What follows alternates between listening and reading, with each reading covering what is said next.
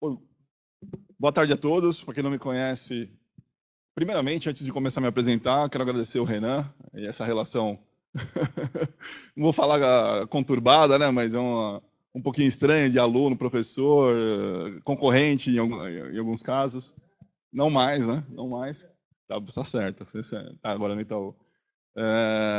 Agradecer a presença de todos aqui também, alguns colegas como Nagel, Leandro, o Husky, Ricardo, e estou vendo que o pessoal da Ernest está aqui com o Felipe, e vou falar um pouco para vocês de e-discovery. Na realidade, eu vou contar um pouco do que a KPMG faz, vou contar um pouco do segredo do KPMG por baixo desse mercado multimilionário, que somente algumas empresas, pelo menos aqui no Brasil, têm capacidade para fazer e conseguir brincar nesse mercado, tá? Então, a ideia é de falar um pouco do que serve, como funciona na prática. Eu já comecei me apresentando. Meu nome é Jefferson, estou gerente sênior na KPMG desde 2015. Tenho alguns certificados aí, sou membro também do HTC, juntamente com Nagel e Leandro e o pessoal lá do fundão. E já deixo um recado para vocês que nós estamos contratando, tá? Quem quiser anotar meu e-mail profissional aqui. Eu tentei uma vez levar o Felipe, mas ele falou não para mim na minha cara. Tá certo. Outra época, né? Vamos lá. Só um pouquinho do que a KPMG é hoje, no mercado nacional e mundial. Vou falar um pouco só de forense, tá? Forense é uma área de dentro dessas empresas que são chamadas Big Four, Big Five, whatever. E algumas outras também, como a BDO vem trabalhando forte no Brasil, posso falar da Control Risk, FTI, outras grandes aí que atuam também no Brasil, além de KPMG, Price, Ernst Young e Deloitte. Então, globalmente, a gente tem 3.610 profissionais, trabalhando especificamente ao redor do mundo com Forense Technology, onde nas Américas a gente tem 236 profissionais, e 2 escritórios em São Paulo e no Rio de Janeiro. São Paulo é onde nós temos o maior data center, vou contar um pouco para vocês aqui no próximo slide, onde a gente tem a capacidade de armazenamento de 200 terabytes de storage, 2.5 terabytes de memória, 272 CPUs divididas em diversos servidores, Blade e assim por diante. Um investimento anual de 1,5 milhões. Como eu falei, esse é um mercado multimilionário. 10 profissionais de FTech e crescendo por conta do mercado, regulamentações, por conta de problemas e investigações que vêm acontecendo, que vocês já estão sabendo, e é de notório saber de todo mundo, Lava Jato, carne fraca, zelotes e assim por diante. Ok. Um pouco das ferramentas que nós utilizamos. Somos clientes da Cellebrite, utilizamos Encase, Magnetic Forensic, agora com o Action, um pouco desse mercado também, algumas ferramentas específicas, como Nuix, Brainspace e Relativity. Esse é um mercado muito específico, porque a gente acaba lidando com um volume de dados muito grande. E nesse volume de dados, esse aqui é um slide do Rodrigo Lange, que eu aproveitei e falei, não, eu preciso desse slide, isso aqui vai dar base para o que eu vou falar. Se eu falar um pouco rápido demais, por favor, me interrompam, eu não tenho muito costume de falar a público, então normalmente eu falo rápido demais, acabo atropelando um pouco das coisas. Por favor, quem quiser fazer alguma pergunta e levantar a mão, fica à vontade também. Então, nós temos no mundo 7,5 bilhões de pessoas, onde 4 bilhões de pessoas são usuários de internet, e a gente tem 3 bilhões de pessoas utilizando mídias sociais, redes sociais de alguma forma. Também, nesse universo, 5 bilhões de pessoas que são usuários de smartphone, onde 2,9 bilhões de pessoas utilizam o smartphone de alguma forma para acessar a rede social. E aí, a doutora Beatriz, se não me engano, eu sou péssimo para nome, desculpa, me corrija se eu estiver errado, ela trouxe o slide de 2018 e o meu slide já tinha essa diferença de trazer o do 17 para 18, o que acontece na internet em 60 segundos. Então, a gente vê aqui, por exemplo, em 2018, a gente tem o dado do WhatsApp e do Messenger do Facebook, um crescimento aqui de 10 milhões de gifts sendo enviados, mensagens, 38 milhões de mensagens do WhatsApp. Vocês vão entender que esse contexto aqui só tende a crescer. Notório, não preciso ficar falando sobre isso. E a dificuldade e o desafio é enorme. Tá. Legal. Agora eu queria um pouco de criar uma interação com os senhores. Vou até pegar meu celular aqui. Quem tem... acredito que todos têm um smartphone, internet 4G. E aí vou pedir para vocês a gente brincar um pouco, ter um pouco mais de interação, fazer algumas perguntas para vocês através do slido.com, hashtag T827. Quem quiser instalar o app, demora um pouco, mas você vai chegar lá também. Agora, se quiser jogar direto no navegador, é bem intuitivo também. Vou pedir para o Cleiton. Cleiton, faça a gentileza de aparecer o meu navegador. E aí a primeira pergunta, justamente para entender vocês um pouco mais, e aí eu poder, de forma que eu possa direcionar um pouco essa palestra, gostaria de saber de vocês o que vocês conhecem ou o que você sabe do processo de e-discovery. 4 pessoas respondendo.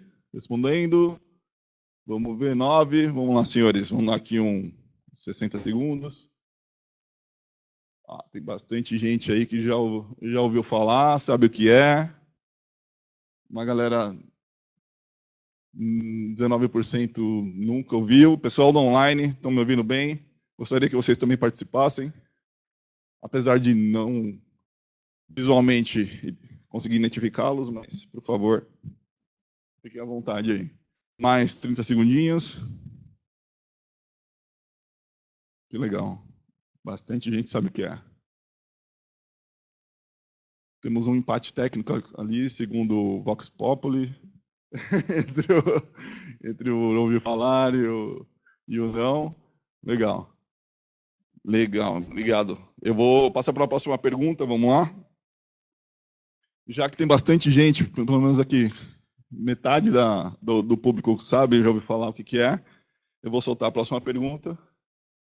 Quais ferramentas de discovery você já ouviu falar ou já utilizou? Valendo. 1, 2, 3, 7 respostas. Isso aqui é bom para fazer um benchmark do que a gente está usando. E vocês conhecerem o que o mercado está usando.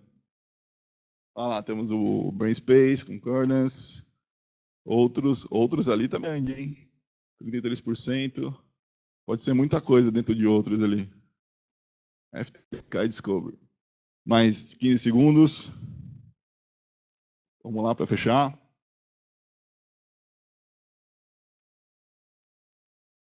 Que bom que apenas 9% das pessoas conhecem o Brainspace, que é justamente o que eu quero mostrar para vocês. Aí vocês vão sair daqui, não, esse número tem que aumentar. Ele vai aumentar, certeza. Legal, obrigado. Vou fechar o pool aqui. Bastante gente conhece FTK Discovery, In-Case Discovery, outros, tem bastante coisa aqui. Talvez a lista é muito grande para esse tipo de aplicação, de negócio propriamente dito. No Brasil, é a KPMG. Nós fazemos e utilizamos muito o Nuix, Relativity e Brainspace, que é o que eu vou contar um pouquinho para vocês de como isso funciona na prática. Contar um pouco do segredo, behind the scenes. Por favor.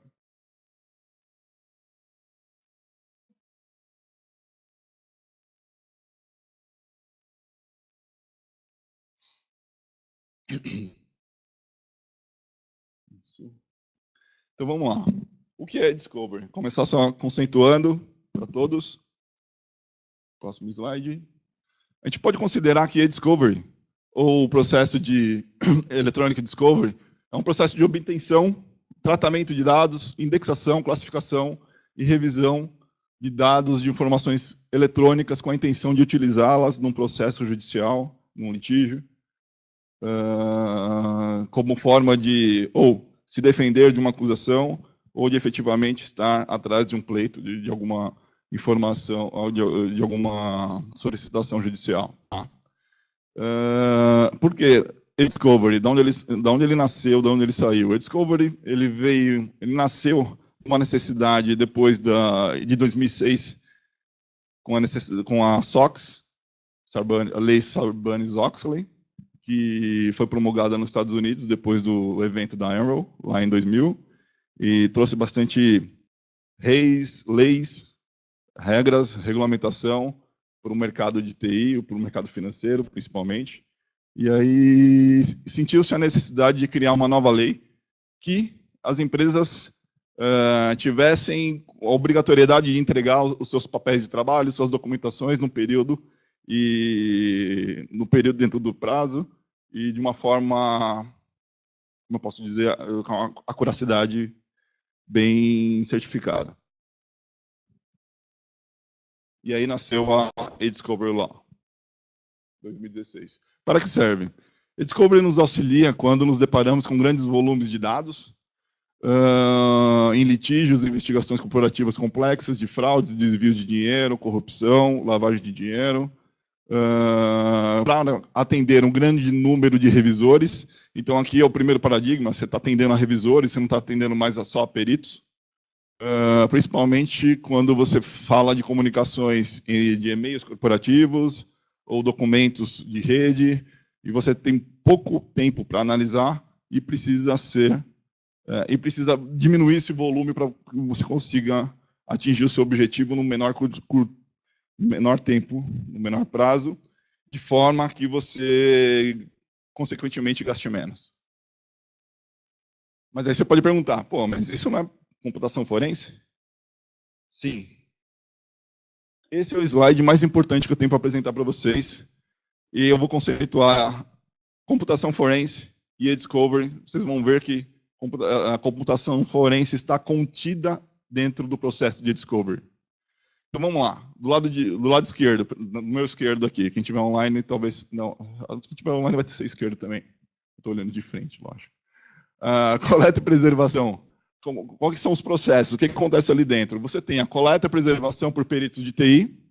Isso é igual nos dois casos, dos dois lados. Aí depois você tem a análise por peritos. Por outro lado, no eDiscovery, você tem a revisão por advogados, contadores, etc. Do lado esquerdo, na computação forense, tem o enfoque técnico. O enfoque em eDiscovery é o acesso à informação. A importância das técnicas e leis forenses são mais prioritárias na computação forense. No eDiscovery, a importância ali, onde o que te rege são as leis.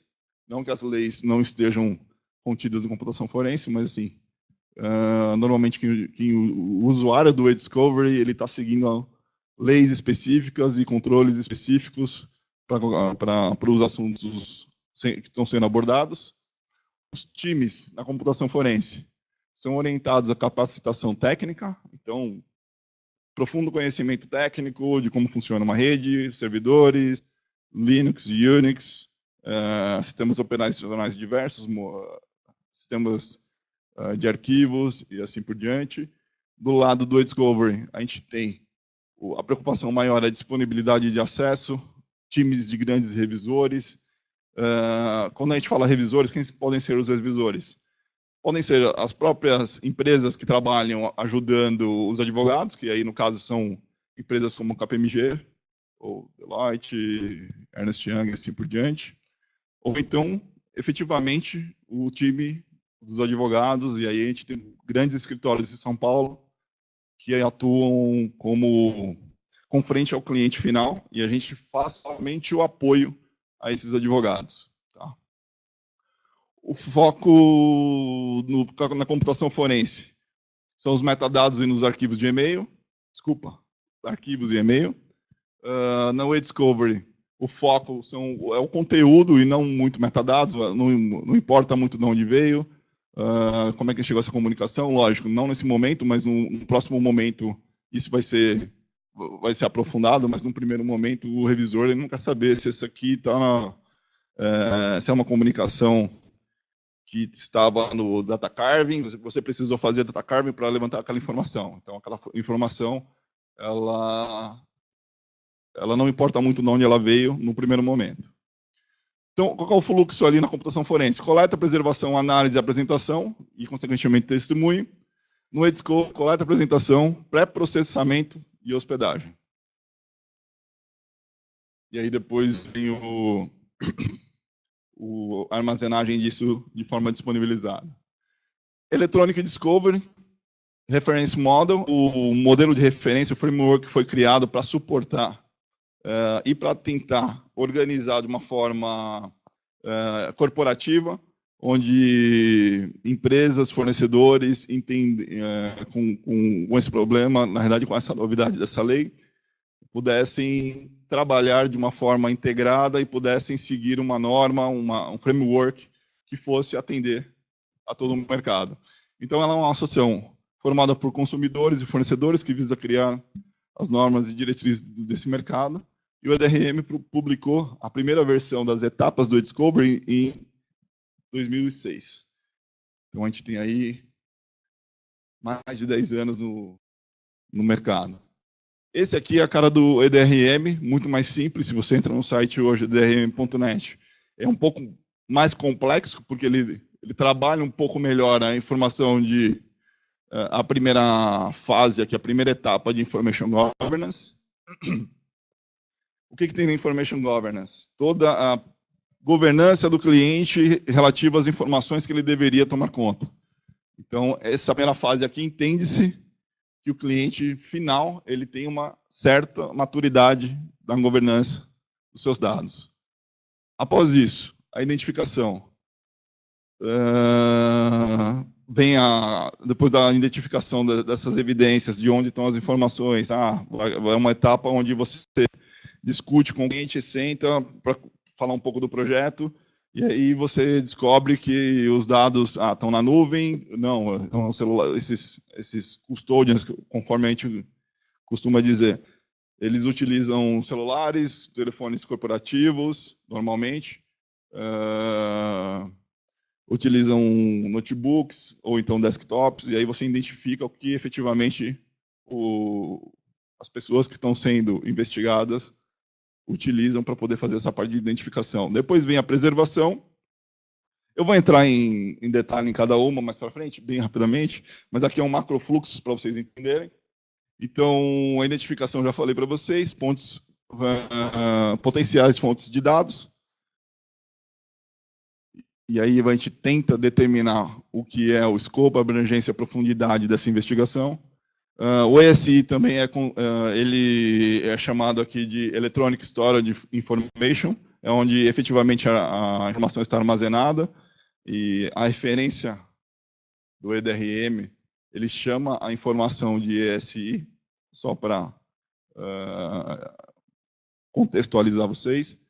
E aí, a primeira fase que nós temos é a preservação, efetivamente, de computação forense, onde a gente separa e protege contra a alteração inapropriada e destruição desse dado. Em seguida, vem a coleta. É uma etapa responsável por coletar as informações para uso posterior no processamento de discovery. E aí, depois de processar, vem a revisão e etc. Vou mostrar mais para frente. O próximo é o processamento, que é responsável por reduzir o volume de conteúdo de dado de uma forma a convertê-lo, se necessário, quando você tem documentos de imagem, PDFs, assim por diante, você transforma isso em texto e fica buscável, indexável, justamente para uma revisão futura e uma análise por parte dos advogados. Efetivamente, vem a fase de revisão, onde, de acordo com a relevância e privilégio, os advogados selecionam, a gente chama internamente de taguear as informações, mas seleciona essas informações para que elas sejam revisadas no primeiro nível e depois, posteriormente, no segundo nível, e aí ser utilizada ou não, essa decisão de utilizar ou não na corte, se necessário. A análise do conteúdo e do contexto, incluindo padrões, tópicos, pessoas e discussões. Produção, que é aqui no Brasil a gente vê muito pouco, que é muito mais comum nos Estados Unidos você ter uma fase de produção de prova e entrega para as autoridades. O EDRM cobre isso de uma forma desse processo. As ferramentas que nós utilizamos no mercado, principalmente todas aquelas que eu mostrei no início, elas suportam que você consiga fazer a extração desse dado de uma forma, se tiver privilégio, por exemplo, o conteúdo é um e-mail, mas esse e-mail ele é referente a esse caso, mas ele tem mais informações do que eu gostaria de entregar para a Polícia Federal ou para quem está solicitando. E aí você consegue fazer os redact, que é justamente esconder alguns trechos, se você pode falar, não, aquela informação ali, ela é privilegiada, cliente advogado. Eu não vou mostrar isso, mas todo o outro contexto eu consigo abrir. Lógico que isso pode ser depois perguntado pelo juiz, você tem que abrir aquela informação, mas você está coberto pelo privilégio de cliente advogado no primeiro momento. E aí vem a apresentação, que são a exibição dessas informações, através de depoimentos, audiências, julgamentos, desses documentos nativos para eles.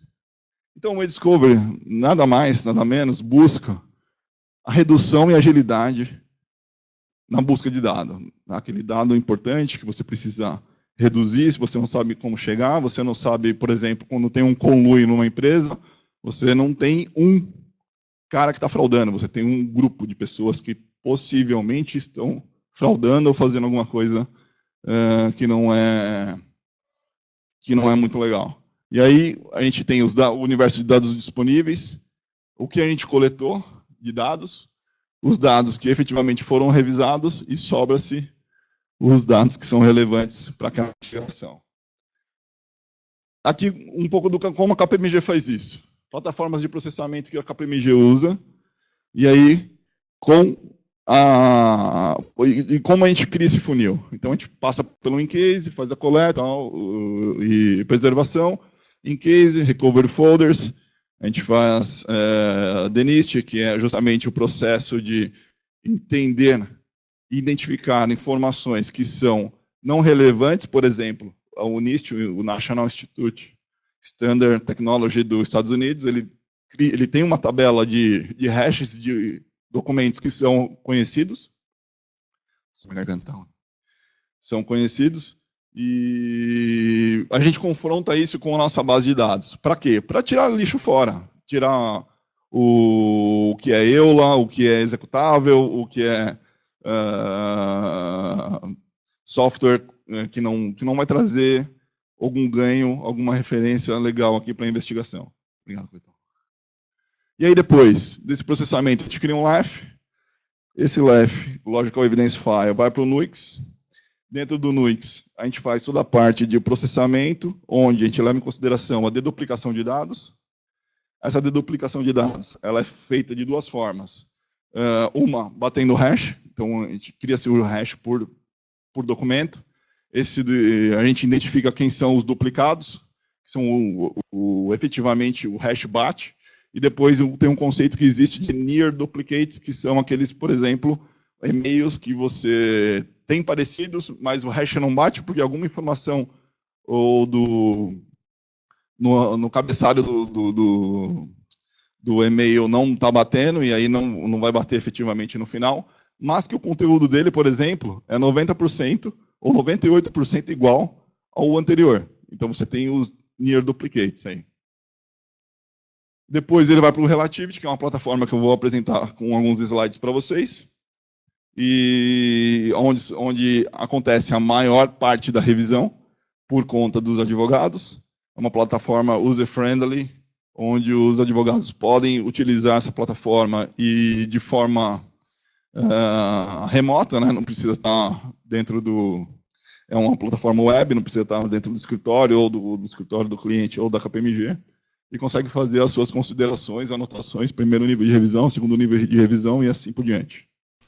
E tem o que a gente está incluindo no processo, que é o Brainspace, que eu vou mostrar com um vídeo para vocês, que traz um pouco de inteligência artificial para esse processo e nos dá a oportunidade de fazer o Early Case Assessment, que é justamente você entender um pouco do seu dado antes mesmo de começar a processar, ou antes mesmo de começar uma investigação, ou depois que você começou essa investigação, você consegue fazer rounds de treinamento do seu caso, e o computador aprender com aquilo que você já tagueou como relevante, ele vai buscar na base e falar, meu amigo, legal, você está vendo isso daqui, eu estou vendo que você está vendo assuntos relacionados à fraude, mas olha esses outros e-mails aqui que eu também, como máquina, identifiquei que pode ser relevante para você.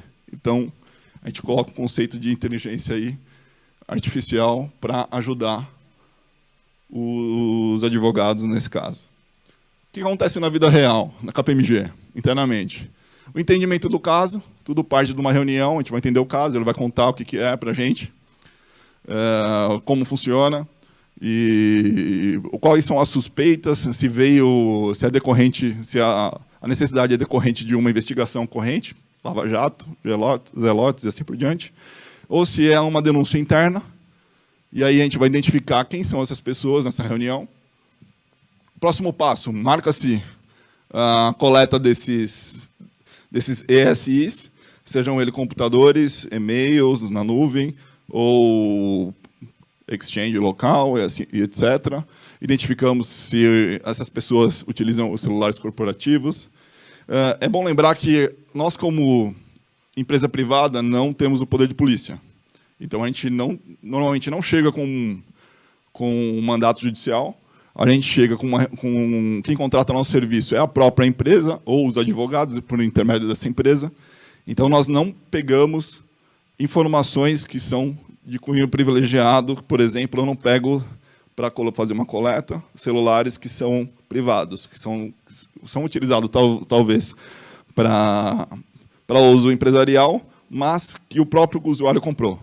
Eu só pego o que a empresa forneceu e ainda, se a gente faz um controle de que se essa empresa forneceu, se ela está dentro das políticas internas de segurança da informação, se ela deu um aceite de que ela está usando a informação, aquele dispositivo para informações da empresa, e que se ele está sujeito a toda a regulamentação da empresa, código de ética, código de conduta e assim, segurança da informação. Depois disso, a gente vem para a recuperação de arquivos deletados, a gente processa tudo isso, joga no in-case, faz toda a parte de recuperação de arquivos deletados, em alguns casos, data carving, muito difícil fazer, mas no processo normal de discovery a gente não utiliza data carving, a não ser que seja solicitado. Uau! Mudou alguma coisa aí, Cleiton? Beleza? No Nuix, a gente faz a indexação por tipo de arquivo, deduplicação, OCR, processamento. Sou eu que estou apertando? É que quando eu aperto aqui... Pode ir? Beleza. Ah, aí fica... Entendi. Não, sem problema, vamos lá. O pessoal online voltou? Então vamos. Aí a gente tem a parte de processamento de discovery, que é basicamente gerar essas informações, esse outro pacote de informações do Nuix, para passar para o Relativity.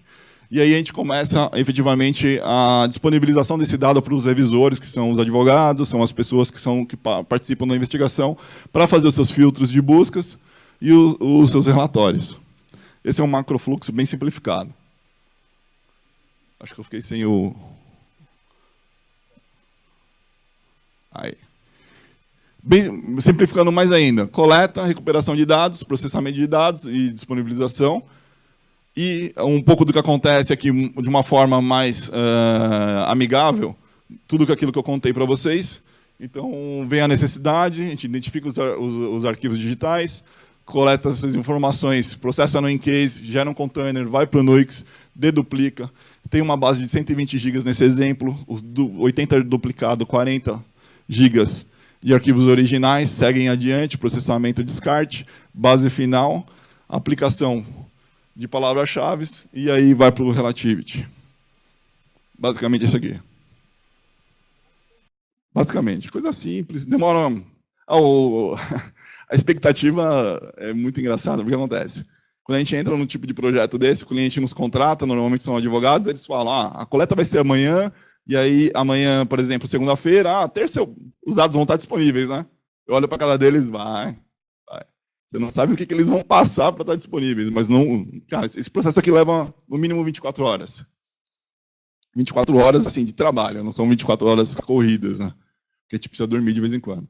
E aí, trazendo o EDRM, como funciona, como a gente identifica cada ESI e por onde ele passa. Então, aqui na identificação, a gente tem diversas fontes de dados.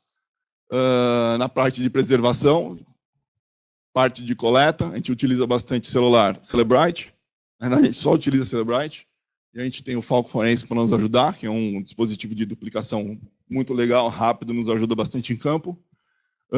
Processamento começa com Incase, Nuix, Relativity ou Clearall. A gente está meio que descontinuando o Clearall internamente, mas a gente tem ainda bases lá. E aí vem o Brainspace aqui na ponta, para trazer um pouco de inteligência, produção. Tem a parte do Relativity, que é a geração desse dado, e a apresentação aí para os órgãos, seja aí no Ministério Público ou a Justiça Federal.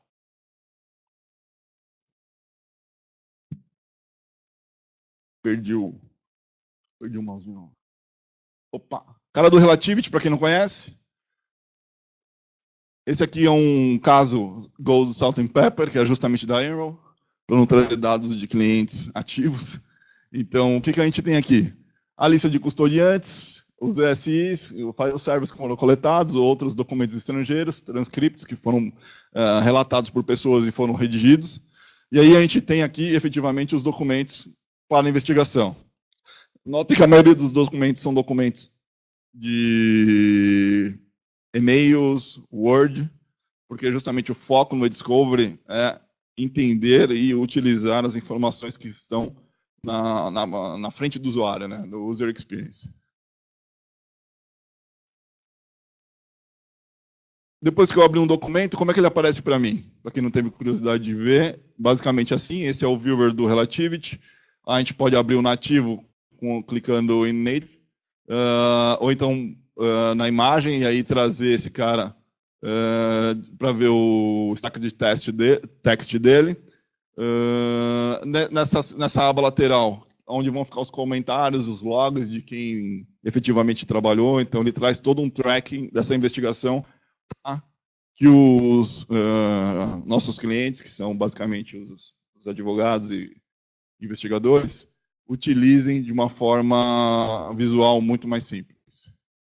E aí, aqui nesse caso, eu trouxe um slide trazendo como é que eles classificam isso. Então, aqui eu tenho 2, 4, 6 custodians, e quais são o volume de documentos revisados.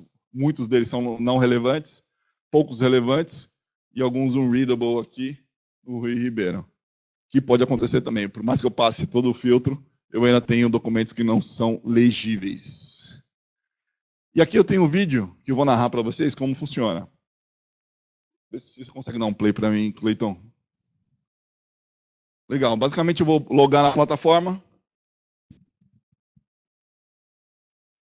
Essa plataforma roda internamente na própria KPMG, tem acesso externo através de Citrix. Escolho um dataset da investigação, nesse caso é do Enron. 10.000 documentos, olha o meu universo, 10.000 documentos, informação importante. Deu pausa? Não, pausou. Isso, agora vai. Legal, a plataforma vai me abrir. Lá em cima, rosa ou roxo, são os originais. Eu tenho 4.555 originais, near duplicate 727, duplicados 482, e o que a plataforma não conseguiu enxergar. Então, logo de cara, com um universo de 10.000 documentos, eu consigo visualizar de uma forma de heatmap qual que é o período, então de 99 a 2001, com um foco aqui em 2000, é onde eu tenho mais tempo de dado, os termos que me aparecem, E aí eu cliquei aqui, já fiz um filtro, só clicando de 10 mil, caiu para 4.555 documentos, que eles me aparecem filtrados aqui na barra lateral. E aí eu consigo aqui também, se eu clicar, eu vou ver só os de 2001. Se eu clico aqui, eu consigo fazer mais um filtro. Aqui embaixo, os e-mails de onde eles foram enviados. Agora eu estou tirando o filtro de originais, vou clicar em Cluster View. Se eu quiser ver de uma outra forma essas informações, eu consigo ver em vermelho o que ele está me chamando aqui, que é potencial problema. Agora acho que fui eu. Desculpem. Agora fui eu. Volta para mim aqui, Cleitão. Pode colocar um play aqui, clicar um pouquinho mais para frente. Aqui. Isso. Um pouquinho mais. Aí, deixa daí para frente. Prometo que não aperto mais o passador de slides. Legal. Chegando no cluster view. Então, em vermelho, aqui ele já me separa. O que provavelmente pode ser um risco alto. Palavras com risco, fraude, assim por diante. Se eu clicar, ele vai me dar um drill down, eu consigo me aprofundar nessa investigação. E aí, se eu clicar nesse cantinho aqui, adicionar o cluster, eu crio um filtro lá em cima, 047 me aparecem os documentos, eu consigo clicar nesses documentos e consigo ler. Aqui é uma parte importante, que eu tenho o near duplicates e o exato duplicado, eu consigo ver o original, o original o roxo está lá em cima, ele apresenta aqui para mim embaixo, e quem são os duplicados e parecidos, né? Ele está chamando com uma taxa de 98% aí que ele identificou.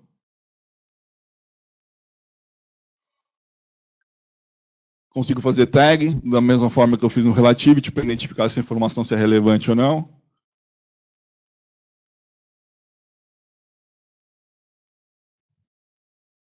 Consigo ver a thread, que é esse ponto que eu vou clicar agora, justamente para mostrar para vocês que a cadeia de e-mail sequencial, eu pulo 2 botões, eu por ali, eu lá em cima, e aí aqui eu estou conseguindo ver a thread inteira de e-mails.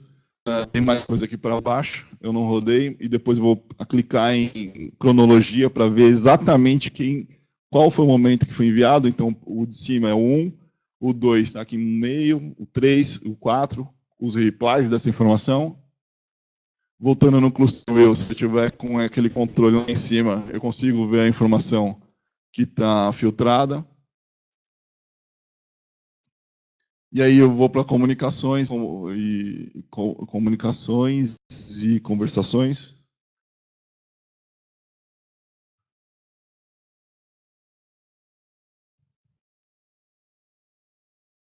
Podem ver que as informações caíram para 233 aqui em cima. Então, no universo de 10.000 arquivos, eu caí para 233 muito rápido, de forma visual, sem precisar digitar nada. Eu tenho uma outra visualização aqui, que é a conversação, né? Quais são as conversas. Eu consigo filtrar. Eu quero que somente 2 pessoas estejam de cada lado, para tentar diminuir mais. Ele vai me reduzir mais e mostrar as informações. Pode ver que esse Vince é um cara que aparece quase em todos os e-mails, está sempre envolvido. Eu vou digitar o nome desse cara ali, fazer um filtro maior, para ele me dar um drill down. E aí eu consigo... Não mudou muito o número de documentos, ainda continua 233, mas poderia ser pior. Sempre poderia ser pior. Acho que vai passar por comunicações e conversação, não vai ter nada. Bom, basicamente era isso que eu tinha para apresentar para vocês. Esse aqui é o Brainspace, onde a gente traz um pouco de conceito de machine learning, um pouco de clusterização, um pouco de aprendizado de máquina para a investigação, facilitar a redução de documentos e aí você conseguir fazer uma investigação mais efetiva. Só para finalizar, eu sei que não tem tempo, acabou de acabar, meu celular até tocou. Queria fazer mais um quiz aqui com vocês, e aí o Renan pode tomar o microfone da minha mão. Não, cara, pode fazer sim. Você pode tudo, bicho. Isso que é bom, um dia eu vou fazer meu evento para eu quebrar tudo. É meu evento, você vai reclamar comigo? Cleiton, joga aquele slide, por favor, o navegador na tela, por gentileza. Só para a gente fazer o último aqui. Esse aqui até eu vou brincar, cara.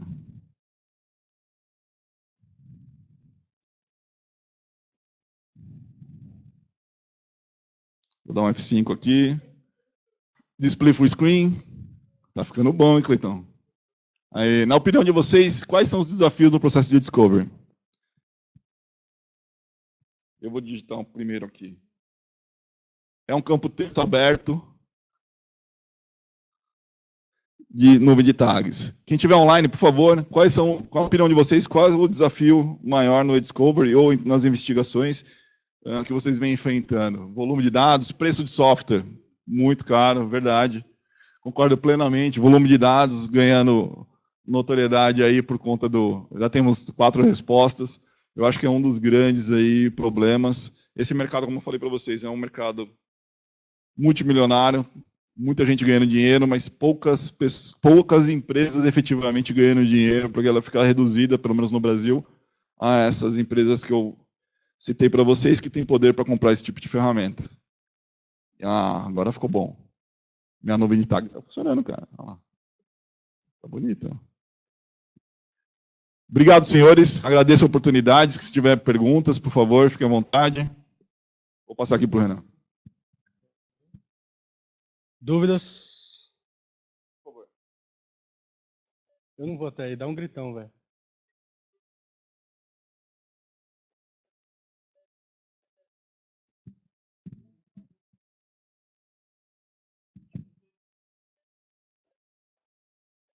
Legal.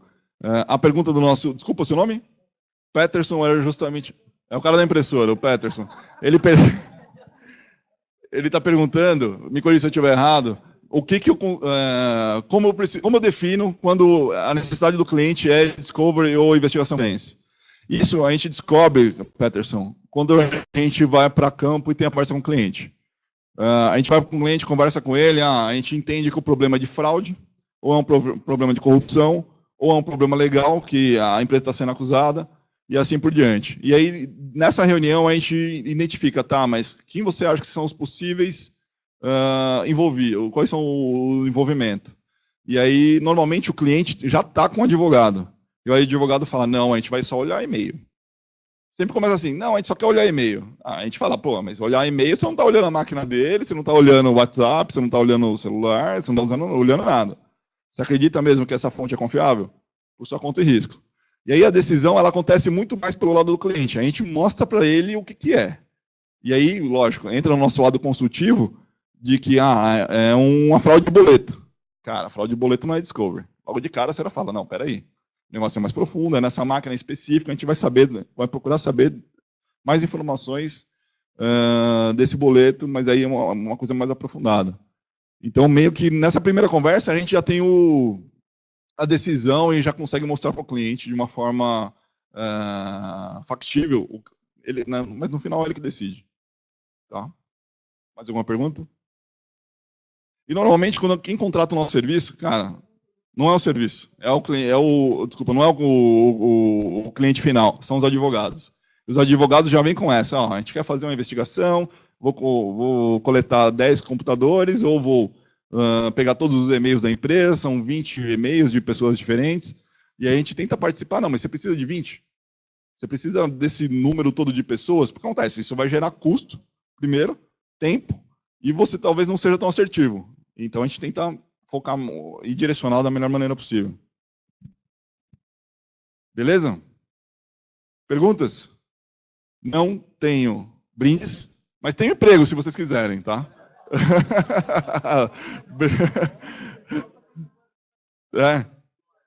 Tenho. Deixa eu voltar ao meu. Não tenho brinde. Não tá passando. Eu esqueci de colocar no começo, mas no final tem o meu e-mail. Fiquem à vontade para me contactar, se necessário, tá? Obrigado, pessoal. Você como gerente, por exemplo, o mercado em geral, prefere quem sabe mais das ferramentas? Não. Ou é isso? Boa pergunta. Nenhuma das anteriores. O que acontece? A gente prefere formar profissionais. E aí, contato com essas ferramentas. A gente sabe que é muito difícil o acesso a essas ferramentas. Ninguém vai ter um Relativity para brincar, um Brainspace, porque é muito caro. Um Celebrite é caro, mas talvez para um certo grupo de pessoas ainda é possível comprar e ter em casa para poder fazer as suas investigações. Em casa que eu falo, dentro da companhia. Mas essas outras ferramentas aqui, elas são muito caras. E aí a gente tem o perfil de curiosidade, que a gente busca bastante. E aí, se a pessoa ela tem a sua carreira voltada para a tecnologia da informação, de infraestrutura, de segurança da informação, e aí sim a gente tenta trazer para fazer com que essas pessoas sejam qualificadas internamente. E aí passam por treinamento. Cara, quem é de Big Four sabe que o que a gente mais faz dentro dessas empresas é treinamento. E treinamentos, alguns focados e alguns específicos, e outros que são de comportamentos e outras situações. Mas, assim, não precisa ter um perfil de certificação global, mas que tenha aí curiosidade, que já conheça um pouco desse mercado de ou segurança de informação ou de infraestrutura.